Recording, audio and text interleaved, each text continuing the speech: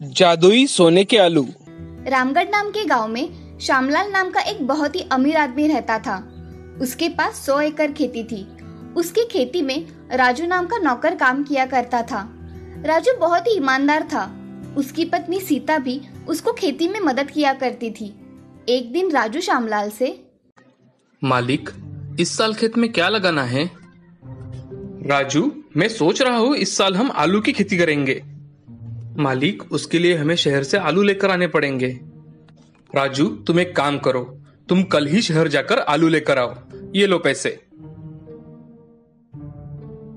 ठीक है मालिक, मैं कल ही चला जाता हूँ। ऐसा कहकर राजू अपने घर चला जाता है। घर जाकर सीता से, सीता, कल मैं शहर में आलू लेने के लिए जाने वाला हूँ। तुम्हें घर पर कुछ सामान चाहिए क्या? हाँ, थोड़ा सामान चाहिए था। मैं आपको लिस्ट बनाकर देती हूँ। हाँ, ठीक है। राजू अगले दिन सुबह जल्दी उठकर शहर के लिए निकलता है। शहर जाकर राजू अच्छे वाले आलू खरीद लेता है। आलू खरीदने के बाद राजू अपने घर का कुछ सामान भी खरीद लेता है और घर जाने के लिए निकलता है। कुछ समय में राजू रामगढ़ में आ जाता है। राजू आलू लेकर श्यामलाल से मिलने चला जाता है। मालिक, खेत में लगाने के लिए आलू मैं लेकर आया हूँ और ये बाकी के बचे हुए पैसे। राजू, ये लो, तुम्हारे लिए। नहीं मालिक, मुझे इसकी क्या जरूरत है? राजू, रख लो, ये मेरी तरफ से तुम्हारे लिए। ठीक है मालिक। ऐसा कहकर राजू वो पैसे लेकर अपने घर चला जाता है और घर जाकर सारा सामान सीता को दे देता है और खाना खाकर सो जाता है। अगले दिन सुबह राजू उठकर अपना काम करने के लिए खेत में चला जाता है। खेत जाकर वो आलू लगाने की सारी तैयारी कर लेता है और आलू खेत में लगा देता है। श्यामलाल उस गांव का सबसे धनी व्यक्ति होने के कारण वो दान धर्म भी बहुत किया करता था।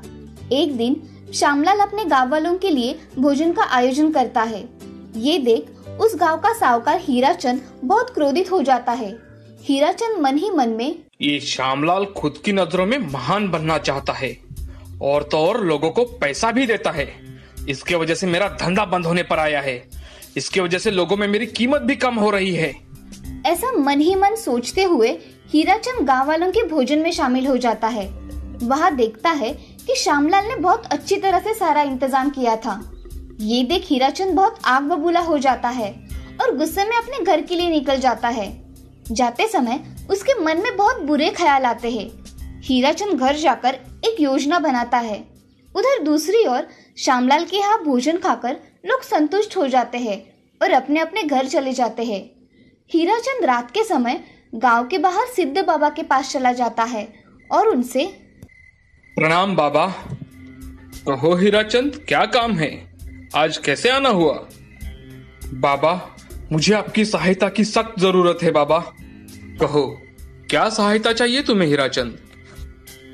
बाबा, श्यामलाल की वजह से मेरे साहूकारी का धंधा ही नहीं चल रहा। मुझे उसको बर्बाद करना है बाबा। सिद्ध बाबा अपना ध्यान लगाकर देखते हैं और वो आंखें खोलकर हीराचंद से, हीराचंद, श्यामलाल ने इस साल खेतों में आलू लगाए हैं। ये भस्म लो और उसके खेतों में छिड़क कर आओ, जिससे उसके सारे खेत जल जाएंगे।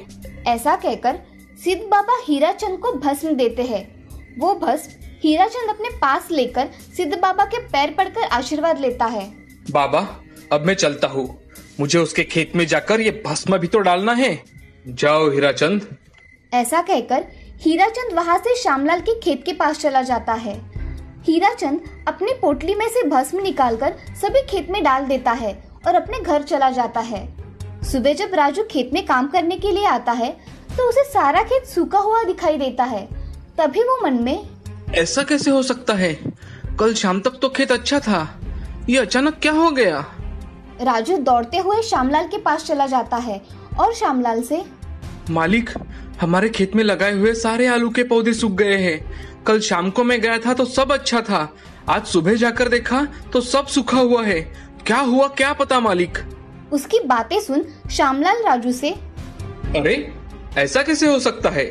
चलो अभी जाकर देखते हैं। चलो मालिक। श्यामलाल राजू के साथ खेत में चला जाता है और अपने खेतों को देख हक्का बक्का रह जाता है। उसका अपनी आंखों पर विश्वास ही नहीं होता। तभी श्यामलाल राजू से कहता है, अरे राजू, ये आलू के सारे पौधे तो जल गए हैं। अब इनका कोई उपयोग नहीं है। जाओ घर जाकर ट्रैक्टर लेकर आओ और सब जमीन खोद डालो। जी मालिक। ऐसा कहकर राजू श्यामलाल के घर से ट्रैक्टर लेकर आता है और खेत में चलाने लगता है। तभी उसकी नजर आलू के खेत पर पड़ती है। उसे कुछ चमकता हुआ दिखाई पड़ता है। तभी राजू ट्रैक्टर से उतरकर देखता है कि उसके सारे आलू के पौधों को सोने के आलू लगे हुए हैं। वो देखकर राजू जोर जोर से चिल्लाने लगता है, मालिक, मालिक! अरे क्या हुआ राजू, क्यों चिल्ला रहे हो? राजू अपने हाथ में सोने के आलू लेकर आता है और श्यामलाल को दिखाता है। श्यामलाल उसके हाथ के आलू लेकर, अरे ये तुम्हें कहाँ से मिले? मालिक, ये हमारे खेत से निकले हैं। मालिक देखिए ना, मुझे लगता है ये सोने के आलू है। दिखाओ, देखने दो मुझे जरा। ऐसा कहकर श्यामलाल ने सोने के आलू अपने हाथ में लेकर देखे तो वो सच में सोने के आलू थे। उन्हें देख श्यामलाल बड़ा खुश हो गया और राजू से, राजू एक काम करो, खेत के सारे आलू निकाल कर देखो। जी मालिक।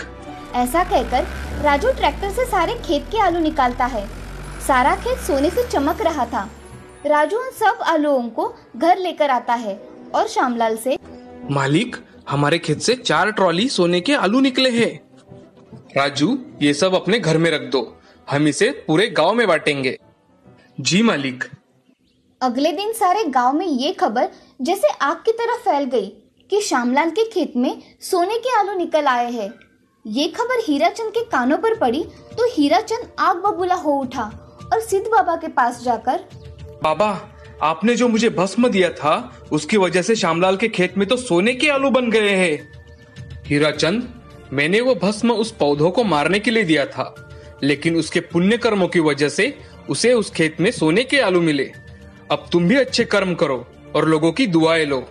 हीराचंद को अब अपनी गलती का एहसास हो गया कि वो कितना लालची था और श्यामलाल उसके पास सब होकर भी उसे थोड़ा भी लालच नहीं था। हीराचंद अब अपने घर चला जाता है और श्यामलाल सभी गांव वालों को एक एक सोने का आलू बांट देता है और राजू को एक बोरी सोने के आलू दे देता है।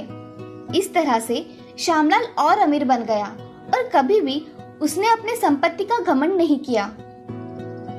इस कहानी से हमें ये सीख मिलती है कि जिंदगी में कभी भी किसी से ईर्ष्या नहीं करनी चाहिए और हमेशा अच्छा वर्तन करना चाहिए।